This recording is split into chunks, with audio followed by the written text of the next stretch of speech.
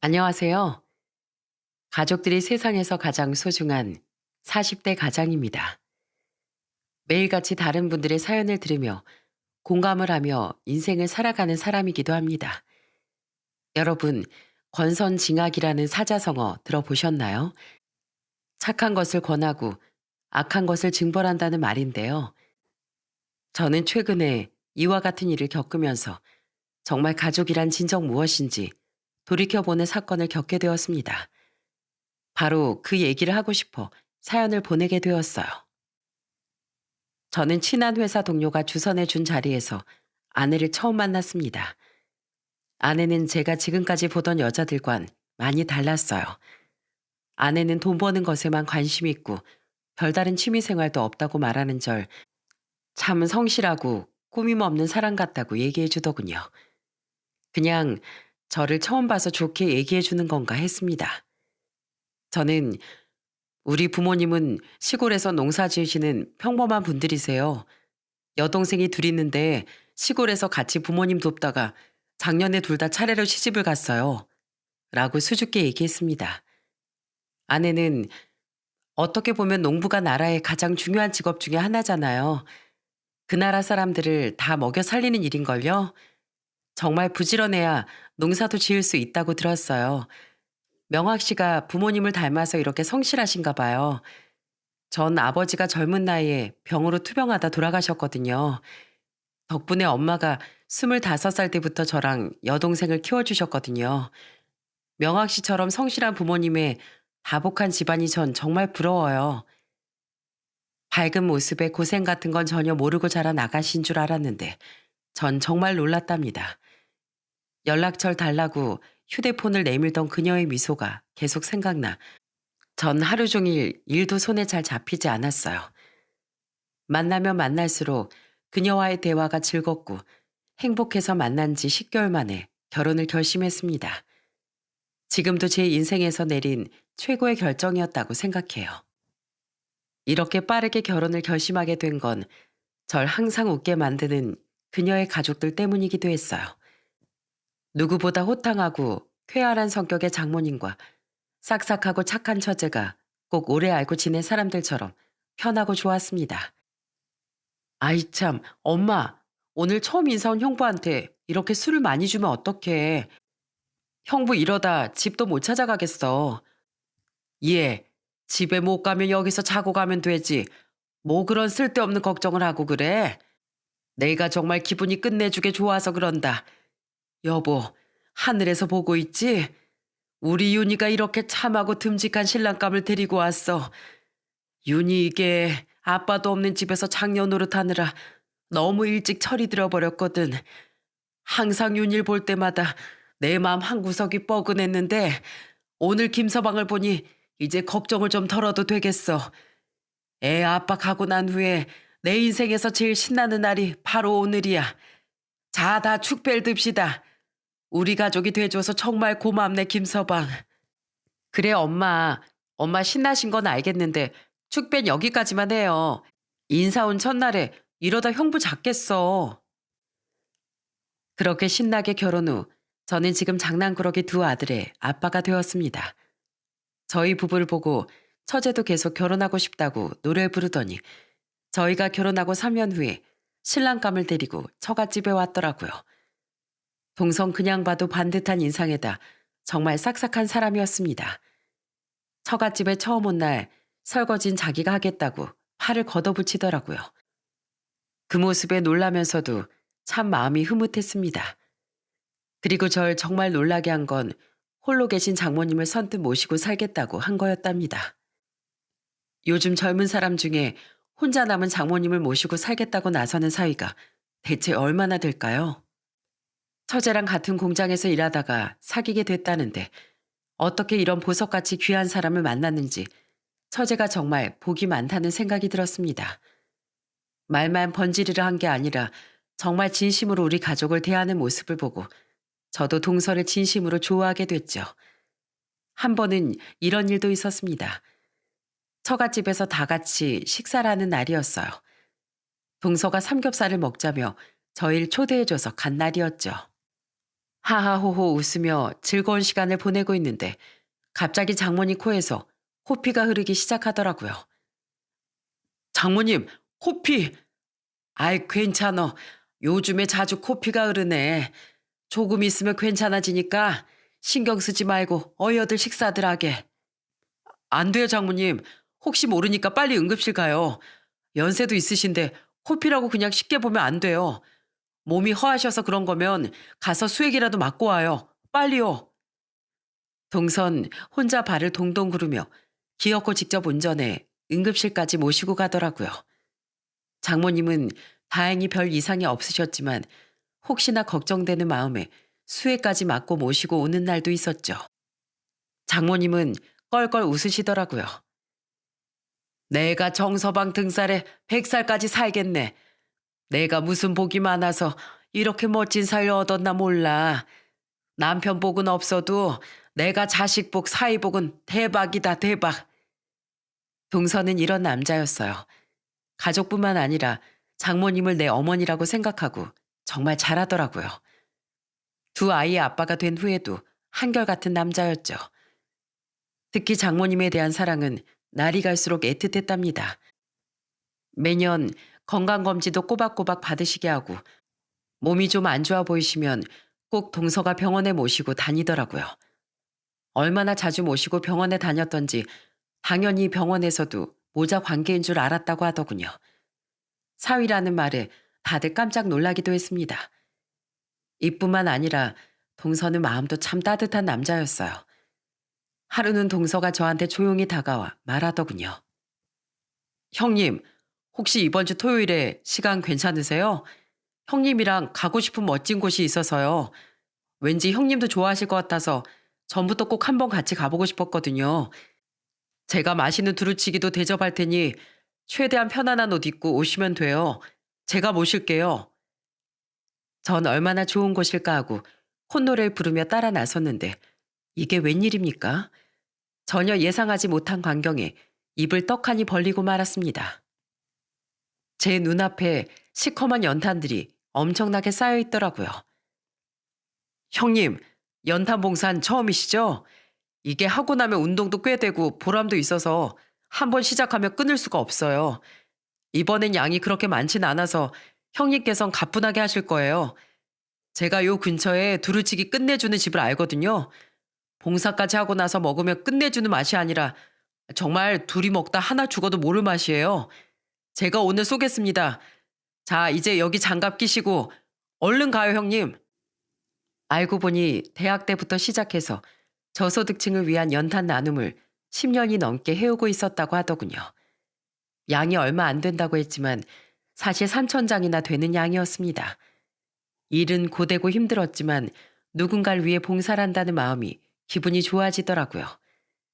이런 봉사를 10년째 매년 하고 있다는 동서를 보며 내가 윗사람이지만 배울 게 참 많다라는 생각마저 들었습니다. 그리고 어디서 그렇게 제철 음식이랑 특산품들을 부지런히 구해오는지 놀랄 지경이었어요.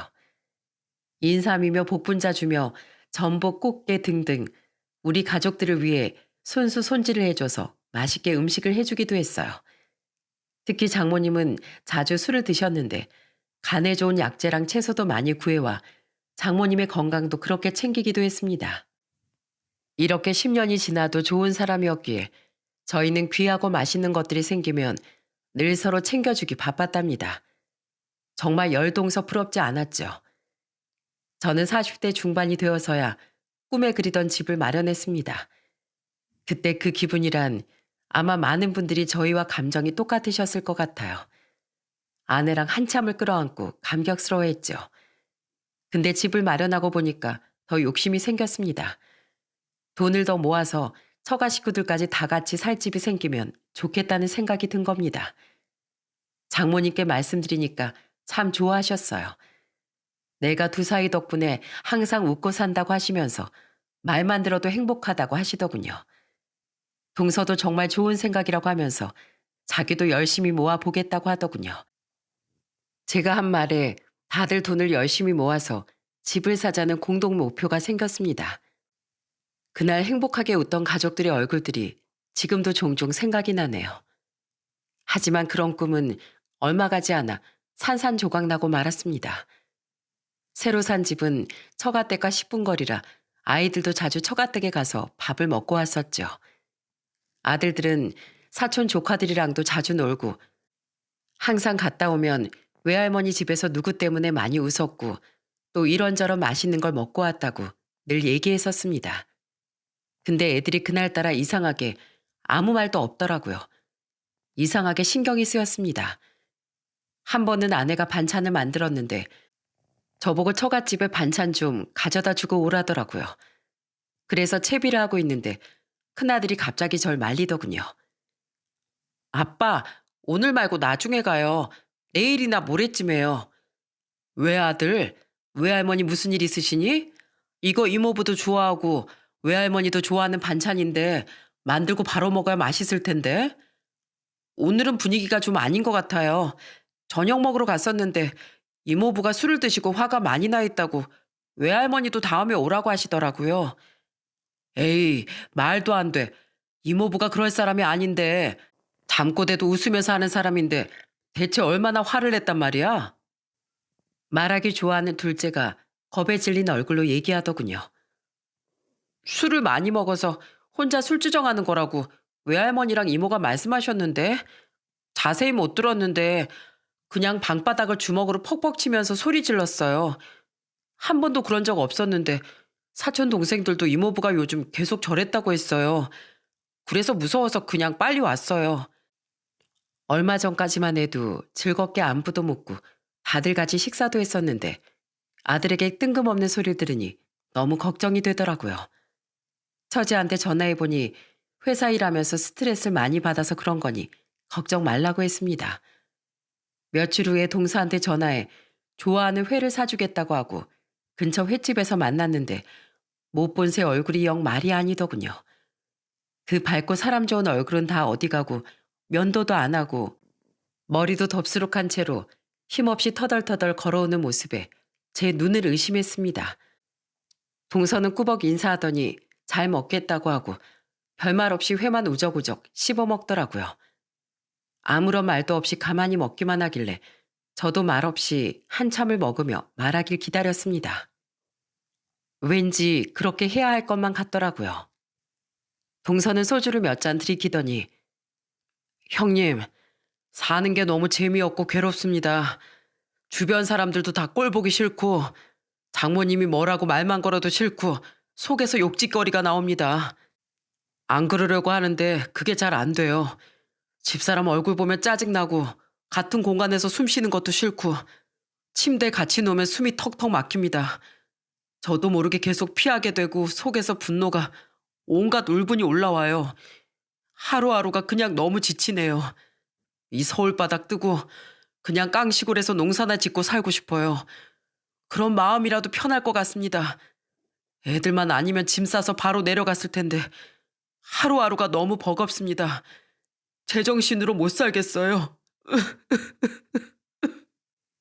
그 착한 동서가 이런 말을 내뱉을 줄이야. 전 정말 충격을 받았지만 아무렇지 않은 듯이 대답했습니다. 자네가 너무 앞만 보고 달려와서 그럴 수도 있어. 자네가 좀 성실하게 살아왔어야지. 아니면 휴가 내고 잠시 여행이라도 갔다 와. 애들을 우리 집에 맡겨놓고 처제랑 장모님이랑 같이 홀가분하게 여행이라도 다녀오면 스트레스도 좀 풀리고 마음이 좀 가벼워질 걸세. 여행, 여행 갈 힘도 의지도 여유도 없습니다. 그 둘이랑 여행 갔다간 제가 더 돌아버릴지도 모르겠어요. 제가 정말 이러면 안 되는데 정신 바짝 차려야 하는데 너무 힘듭니다, 형님. 혹시 처제랑 장모님이랑 싸운 거야? 그런 건 아니지? 회사에서 자네를 누가 많이 힘들게 하나 보네. 죽겠다 싶어도 버티고 해나가다 보면 또 다 지나가는 게 우리 인생이지 않나. 나도 그럴 때가 있었는데 마누라랑 토끼 같은 자식들 지키려고 애쓰고 또 버티고 하다 보니 다 그럭저럭 지나가더라고. 힘든 일 있으면 나한테도 자주 전화 주게. 자네가 부르면 당장 뛰어오겠네. 그러니 혼자 힘들어하지 말고. 아이처럼 펑펑 우는 동서를 달래 집에 데려다 줬습니다. 집에 안 가겠다고 떼쓰는 동서가 참 걱정이 되더라고요. 집에 가자마자 아내한테 물어봤습니다. 여보, 오늘 동서 만났어. 요즘 많이 힘든 모양이야. 그래서 술도 마시고 집에서 괴로워도 했나 보더라고. 처제가 아무 말 안 하던가? 그래? 나한텐 별말 없었는데. 제부가 뭐 힘들어한다는 말도 없었고. 사람이 좀 많이 지쳐있는 것 같더라고. 여행이라도 갔다 오라고 했더니 그럴 힘도 없고 여유도 없다고 하더라고. 그래서 말인데 여보, 우리 큰일 생기면 쓰려고 빼놨던 비상금 있지? 한 500만 원 정도 되지? 그거 동서 좀 주면 어떨까 해서. 아니, 잠깐 여행 갈 돈도 없대? 이상하네. 항상 꼬박꼬박 저축하고 있다고 나한테 얘기했었는데. 말도 마. 마음이 많이 괴로운지 수염도 엄청 기르고 머리도 덥수룩해선 다 큰 어른이 펑펑 울더라고. 일하는 데서 이리 치고 저리 치면 괜히 가족들이랑 있어도 화나고 괴로울 때 있잖아.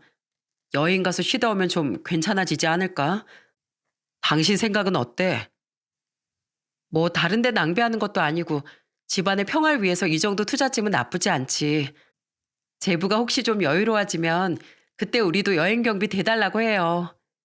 그래, 그러자 여보. 내가 이래서 당신은 멋있다고 생각한다니까. 지혜로워서.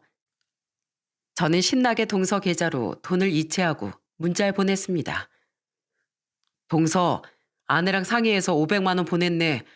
우리가 가지고 있던 여윳돈이니까 부담 가지지 말고 받아. 난 예전처럼 자네가 밝게 웃고 힘을 냈으면 좋겠네. 처제랑 다녀와. 장모님까지 같이 다녀와도 되고. 동남아나 일본으로 지금 사람들 많이 가더라고. 힐링하고 오게. 나중에 형편도 좋아지고 마음도 편해지고 나면 우리도 여행 갈 때 경비나 좀 보태주고. 이런 게 윈앤윈이지 뭐. 마음 편히 잘 갔다 오게. 정말 감사합니다. 이 은혜 정말 잊지 않겠습니다. 그렇게 일주일 정도 시간이 지났을까요? 성격 급한 아내가 처제한테 전화를 걸었습니다. 제분 퇴근했어? 아니, 그이 아직 안 왔어. 요즘 집에 늦게 들어와. 그 모범생 아저씨가 지금 12시가 다 됐는데 아직도 안 들어왔다고? 어, 요즘 좀 그러네. 제부 아직도 힘들어해? 아휴, 어떡하니? 참, 너희 여행 어디로 갈 건지 정했어? 그거 궁금해서 연락했는데 까먹었다, 야. 여행이라니 무슨? 뭐? 제부가 얘기 안 해? 네 형부가 얼마 전에 동서가 너무 힘든 것 같다 그래서 우리 비상금 털어서 너희 여행 경비 줬었는데 혹시 못 들었어? 뭐? 미쳤어? 돈을 왜 그 인간을 주는데? 왜? 나한테 줬어야지. 아, 정말 미치겠네. 대체 돈을 얼마나 줬는데? 500만 원 줬는데? 야, 미니야, 너 제부랑 무슨 일 있어? 아, 됐어. 왜 그 인간한테 돈을 주냐고. 나한테 먼저 말을 했어야 할 거 아니야. 아, 엄마, 언니랑 형부가 그 인간한테 돈 줬대. 뭐? 얼마? 뚜.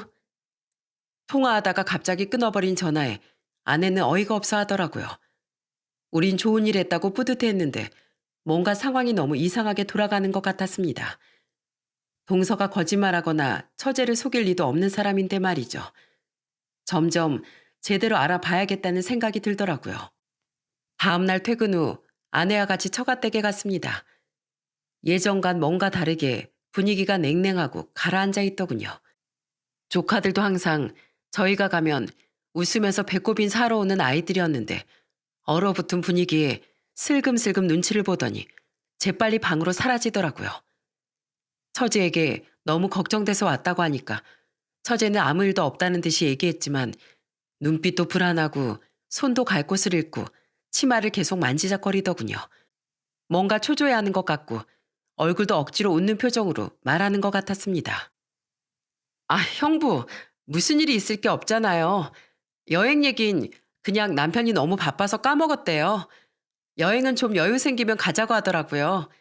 그래서 따로 연락 안 드렸어요. 알아보고 제일 좋은 데로 가자고 하더라고요. 야, 내가 네 형부랑 얼마나 놀라는 줄 알아? 상황이 그럼 그렇다고 얘기를 해줬어야지. 난 네가 엊그제 갑자기 그렇게 전화 끊어버려서 무슨 일 있는 줄 알았잖아. 얼마나 걱정이 되면 찾아왔겠어? 별 걱정을 다 한다. 우린 걱정하지 말고 언니네나 잘 살아. 처제는 그렇게 말했지만 옆에 계신 장모님 얼굴을 보니 얼굴색이 너무 안 좋아 보였습니다. 다 죽어가는 목소리로 그래, 다 들어온 김에 얼른 밥 먹고 가라. 제가 어디가 편찮으시냐고 물어봐도 장모님은 전혀 아프진 않다고 고개만 저으셨어요. 생기 넘치던 집안이 왜 이렇게 변해버렸는지 참 이상하더라고요. 근데 그때였어요. 갑자기 초인종이 울리더니 초저녁부터 술에 쩔어온 동서가 문을 차고 소리를 질러대기 시작했습니다. 쾅! 문 열어! 문 열라고! 아니, 저 사람이 정말 또 시작이네. 처제는 용수철처럼 튀어나가 동서를 부축하고 들어오더군요.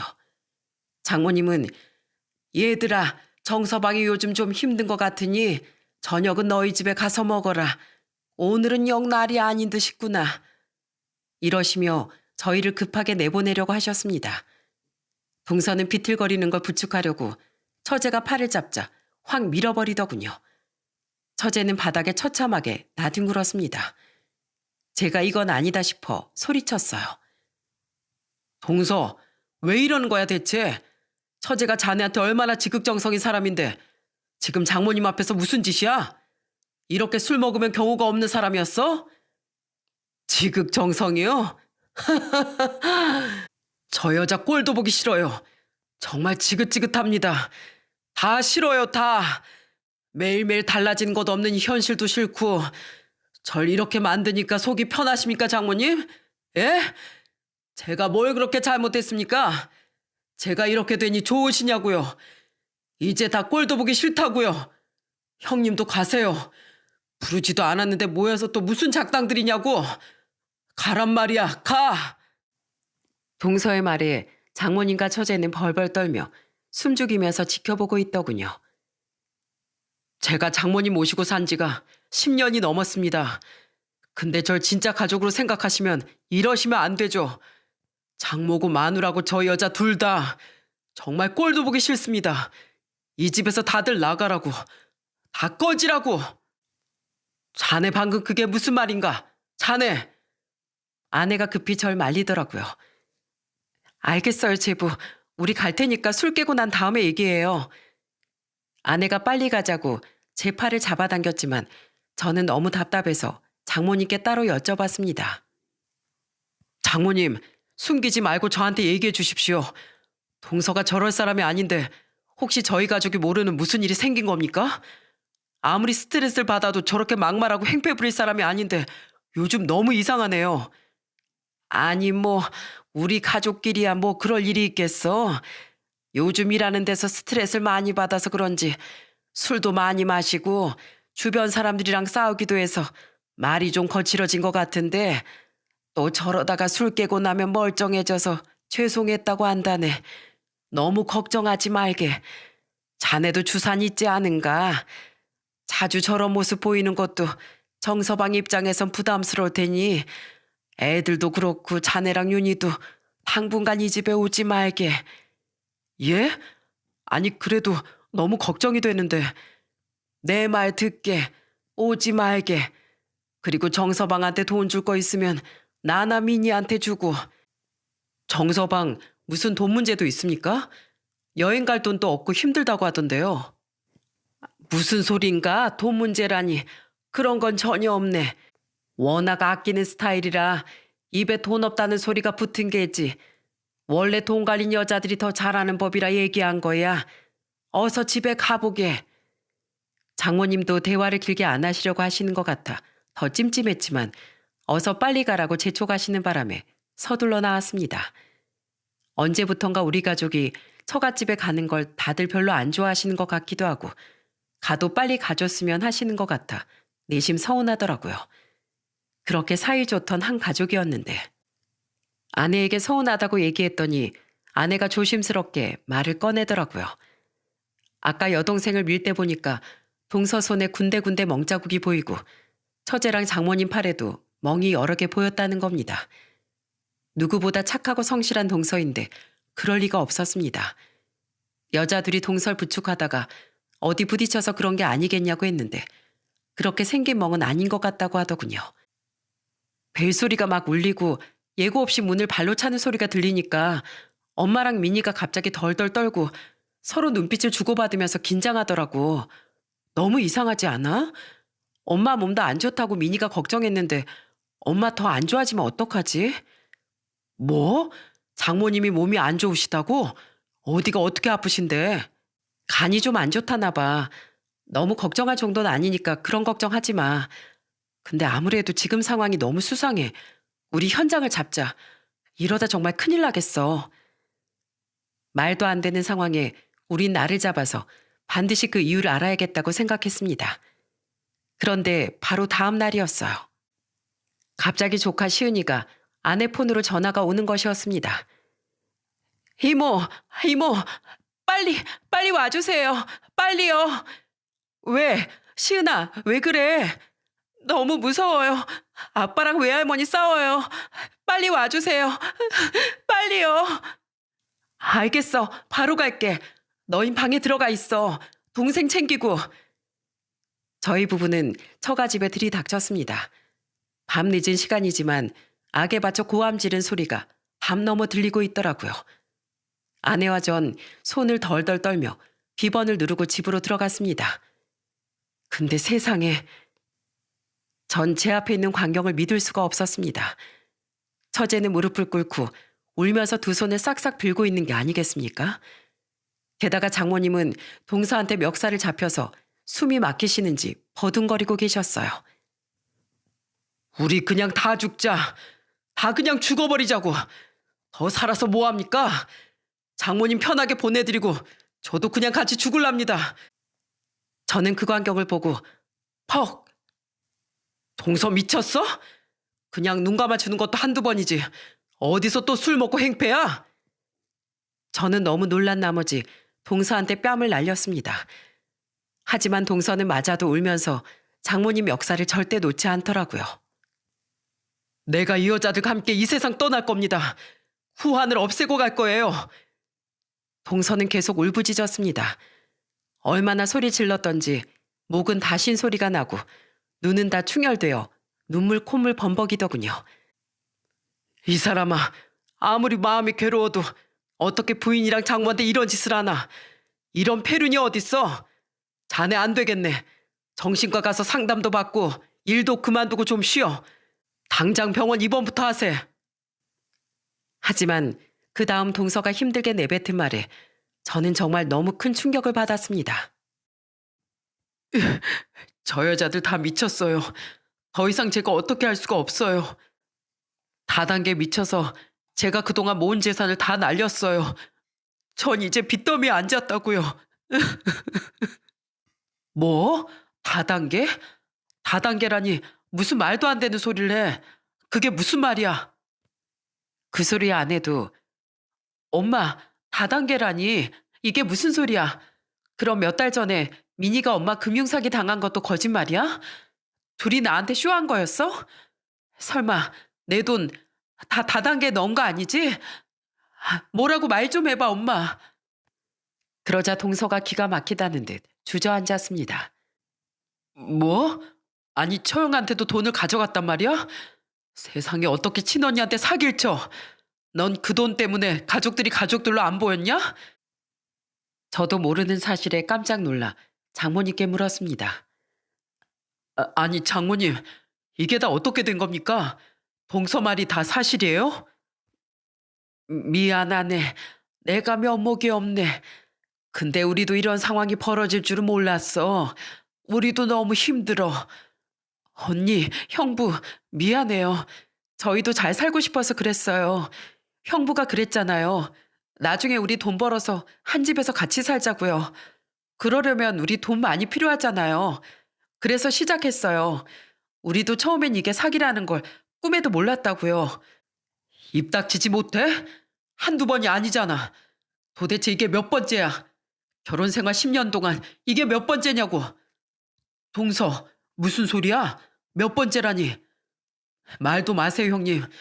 4년 전에 처음으로 사고 칠 때 둘 다 울고불고 싹싹 빌길래 용서해 줬어요. 이 사람들이 그때도 얼마를 날려먹은 줄 아세요? 무려 7천이라고요, 7천. 그래도 처음이니까 사람은 실수할 수 있다 생각해서 전 피를 토하는 심정으로 용서해줬어요. 다시는 안 한다고 각서까지 받고 말이죠. 근데 또 했단 말이야? 예, 제가 그 돈을 메꾸려고 얼마나 고생한 줄 알아요? 낮에 직장에 갔다가 밤엔 대리도 뛰면서 남들보다 2배는 더 열심히 살았어요. 근데 저 두 사람은 또 병이 도져서 2년 전부터 또 그 짓을 하고 다녔더라고요. 장모라는 사람은 주식의 주자도 모르는 양반이 주식 다단계에 빠져서 돈을 날려먹지 않나. 마누라란 여잔 말리긴커녕 좋다고 합세해서 집 담보로 대출을 받아서 거액을 투자하지 않나. 이런 사람들과 한 집에 살고 있는데 형님 같으면 정신이 온전하겠어요? 제발 하지 말라고 빌어도 보고 사정도 해보고 무릎까지 꿇었는데 저 인간들은 말을 들어먹질 않았습니다. 여보, 내가 말했잖아. 우리도 귀신에 홀린 것 같았다고. 그 사람들이 어찌나 말을 청산유수로 잘하는지 우리도 가족을 위해서 투자했단 말이야. 전에 피해봤던 7천만 원 만회하려고. 저 보세요. 저 여자는 아직도 반성은커녕 본인은 잘못 없다며 미꾸라지처럼 빠져나갈 궁리만 하고 있지 않습니까? 동서는 처음에 이 사실을 전혀 몰랐다고 했습니다. 일이 바쁘고 피곤하다 보니 월급 받으면 처제한테 돈 관리 맡겼고 서로 약속한 금액대로 저축도 하고 세금도 처리하고 했더랍니다. 4년 전에 한번 실수는 했지만 내가 가족을 믿어야지 누굴 믿느냐면서 말이죠. 근데 동서는 믿는 도끼에 발등 찍히고 만 거였어요. 세금이 연체가 되고 관리비가 연체가 되고 심지어는 아파트 대출금도 연체가 되는 걸 알고야 장모와 처제가 또 사고를 친 걸 알게 된 상황이었어요. 동선 그동안 힘들게 돈을 모아 결혼 5년 만에 아파트를 장만해 장모님까지 모시고 살았습니다. 근데 이 두 사람한테 배신을 당하니 그 착했던 동서가 점점 거칠게 변하고 포악해졌던 거였어요. 동서, 그럼 나한테 진작에 말을 하지. 어떻게든 장모님하고 처제하고 그 짓을 못하게 도왔을 거 아니야. 왜 이 사람아 이런 걸 혼자서 감당하고 있었어? 우리가 남이야? 마지막까지 믿고 싶었어요. 근데 웃긴 게 뭔 줄 아세요? 형님이 저번에 500만 원 주신 거 있죠? 그 돈까지도 저 몰래 통장에서 돈을 빼내 마지막까지 투자한 사람들이라고요. 그때도 제가 사정을 하면서 돈을 빼라고 했는데 잠시 기다려보라면서 안 빼더니 결국 형님이 준 돈까지 갖다 바친 사람들이라고요. 뭐라고? 그게 정말이야, 처제? 제 물음에 처제는 아무 말도 못하고 고개만 숙이고 있더군요. 그때 장모가 나섰습니다. 정서방, 우리가 미안하다고 했지 않았나?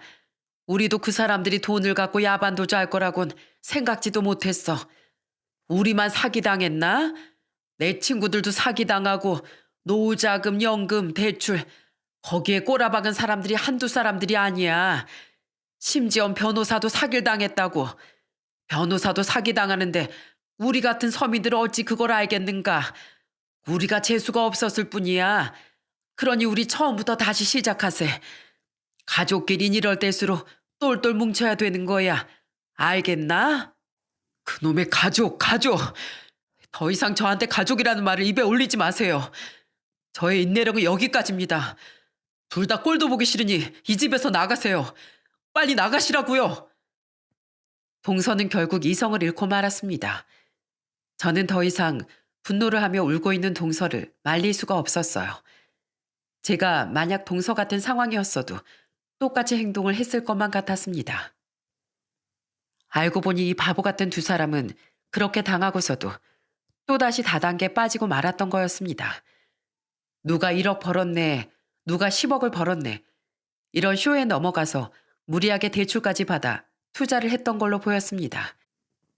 그 다단계 회사는 투자한 만큼 자기한테 적립된 수익금을 볼 수 있는 프로그램이었다고 했습니다. 그리고 돈을 안 찾고 놔두면 몇십 배 이자를 준다는 말에 현혹이 돼서 그동안 돈을 묶어놨다고 했습니다. 하지만 얼마 전에 결국 사단이 나고 말았다고 했어요. 그 다단계 일행들은 결국 일을 터뜨리고 도망간 거였습니다. 나중에 경찰서에서 얘기를 들어보니 다단계 간부급들은 많이 잡혔지만 윗대가리들은 어디로 도망갔는지 아직 잡히지 않는 걸로 보였어요. 결국 꼬리 자르기식으로 밑에 사람들만 교도소에 들어간 것 같았습니다. 그리고 더 웃긴 건 분명 기회가 있었습니다. 들어보니 몇 달 전부터 그 다단계 회사에서는 회원들의 돈을 차일피일 미루며 조금씩밖에 안 해줬다고 하더라고요. 그때부터 그 잡놈들은 서서히 터트리고 도망갈 준비를 하고 있었던 거였는데 욕심이 큰 장모와 처제는 그 회사 간부들이 믿고 기다리라고 하는 바람에 끝까지 믿고 기다리다 전 재산을 잃고 만 거였죠.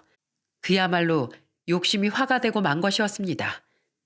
그때 뺐다고 하면 이렇게 전 재산을 잃지 않았을 텐데 말이죠. 피해자들은 수두룩했습니다. 처제가 소개시켜준 지인들, 친척들, 장모 주위 사람들 정말 난리도 아니었어요. 피해 금액만 봐도 상상을 초월한다고 했습니다.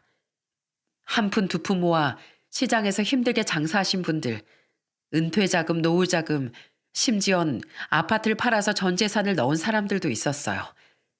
이 사건으로 인해 목숨을 끊은 사람들도 있었으니까요. 정말 충격적이었습니다. 이런 사건 속에 장모와 처제가 한가운데 있었다니 너무나 실망이 들더라고요. 그 일이 있은 후 우리에게도 피해가 오기 시작했습니다. 여기저기서 갑자기 아내한테 전화를 해오는 사람들이 많아졌어요. 그 전화를 받고 아내 또한 이성을 잃고 말았습니다. 역시나 장모와 처제 때문이었죠. 엄마, 도대체 무슨 짓을 얼마큼 하고 다닌 거야? 정말 내가 창피해서 얼굴을 두고 다닐 수가 없어. 혹시 선아이모한테도 돈 빌렸어? 왜 날 팔아먹는 건데 내가 대신 돈 갚아준다고 했다며? 그게 아니라 그녀는 왜 너한테 또 전화를 했다니? 어디 이것뿐인 줄 알아? 우리 교회 다니는 김양숙 집사님도 엄마가 그 다단계판에 끌어다녔다면서 어제 주일 예배 가니까 날 보자마자 울고불고 난리더라. 엄마 믿고 남편 몰래 5천만 원 투자했대. 그래서 이혼당하게 생겼다고. 그 집안도 엄마 때문에 풍비박산 나고 말았다고. 왜 대체 순진한 사람들 끌어들여서 이 모양 이 꼴로 만드냐고. 이제 어쩔 거야. 어쩔 거냐고. 사기당하면 혼자서 당해야지. 왜 아무 죄도 없는 사람들까지 끌어모아서 불쌍한 사람들 만들어. 내가 엄마 때문에 죄송스럽고 쪽팔려서 얼굴을 들고 다닐 수가 없어. 미안하다. 누가 이렇게 될 줄 알았겠니? 또 그놈의 남탄. 정말 지긋지긋해 정말. 저 죽는 걸 보고 싶어요? 왜 인생을 이런 식으로 사냐고요. 적어도 남들한테 피해를 주지 말아야지. 야 이놈의 가스나가 지금 엄마한테서 어디 소리를 지르고 있어? 지금껏 낳아주고 키워줬더니만 이 애미가 웃음냐? 사람은 누구나 실수도 할 수 있는 거지. 그렇다고 이렇게 이 애미한테 소리를 팍팍 지르면서 화를 내? 이놈의 자식이 완전 불효를 저지르고 있어. 엄마. 정말 답도 안 나오는 장모였습니다. 적반하장으로 아내한테 오히려 화를 내기 시작하는데 있는 정마저 떨어지더군요. 아내 말대로 장모와 처제한테 피해 입은 피해자들은 우리에게 책임을 전가하기 시작했습니다. 딸이라는 이유로 말이죠. 하지만 우린 단 한 푼도 처가를 도와줄 마음이 없었습니다. 반성은커녕 우리도 피해자다 피해자 코스프레를 했었거든요. 정말 왜 이렇게 변해버린 건지 돈이라는 물질 때문에 한 가족이 결국 나락으로 빠지고 말았습니다. 결국 동서와 처제는 이혼하게 됐어요. 이혼 사유가 전적으로 처제에게 있으니 양육권도 동서가 가지게 되었죠. 동서가 이러더군요. 피해만 주는 장모와 처제하고 살 바에야 아이들을 혼자 키우며 사는 게 낫다고요. 그리고 더 이상 그들을 보고 싶지 않다고도 했습니다. 동서의 완강한 태도에 그제서야 장모와 처제는 꼬리를 내리더군요. 정서방, 내가 정말 미안하네. 진심으로 사과함세. 내가 어떻게 하면 이혼만은 안 할 텐가? 자네가 원하면 무릎이라도 꿇겠네. 그러니 제발 이혼만은 말아주게. 난 자네를 잃고 싶지 않어. 그래 여보, 앞으로 나 쥐죽은 듯이 조용히 살게. 당신이 죽으라면 죽고 길하면 길게. 난 당신 없이 못 산단 말이야. 그리고 애들도 아직 어린데 당신 혼자서 어떻게 키우며 살겠어? 나도 애들 엄마니까 애들은 엄마가 키워야지. 제발 마지막으로 기회를 주면 안 될까? 두 사람 다 그만하세요. 난 분명 몇 번의 기회를 줬고 그 기회를 차버린 사람은 바로 당신들이야. 그리고 누가 보면 내가 당신들을 버린 줄 아는데 착각하지 마.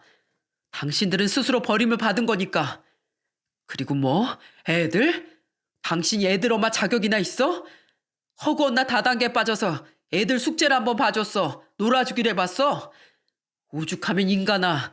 애들이 너랑 이혼한데도 눈 하나 깜빡 안 하겠냐. 그리고 자 이거. 당신 애들이 쓴 각서야. 여기 보이지? 한 번만 더 사고 치면 양육권 모두 4개 있고 군말 없이 이혼해 주겠다는 거.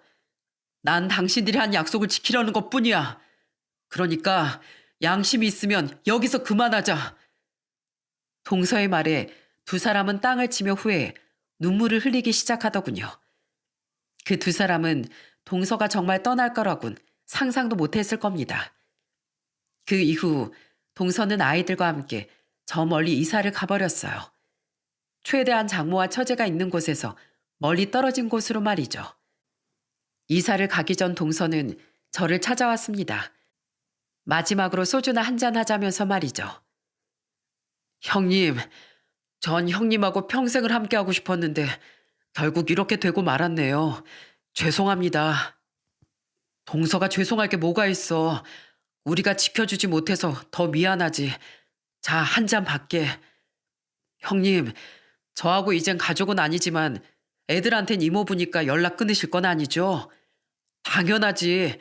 난 아직도 자네 가족으로 생각하고 있어. 앞으로도 그럴 거고 말이야. 그러니 그런 서운한 생각 말게. 그리고 자넨 충분히 좋은 사람이야. 너무 자책하지 말게. 나 가끔 자네가 마음이 넓고 형님 같아서 참 좋았네. 내가 여러 가지 배울 점이 있으니 말이야. 자넨 어딜 가서도 인정받을 걸세. 잘 살고 우리 꼭 연락하고 지내자고. 애들도 자주 보고 말이야. 경상남도 진주로 간다고 했었나? 예, 제 친구가 거기서 조그마한 사업을 하고 있는데 숙소도 마련해 준다고 하더라고요. 우선 거기서 천천히 자리 잡으려고요. 그래. 내가 올해 안에 애들 엄마랑 한번 갈게. 그때 가서 문전박대하면 나 서운하네.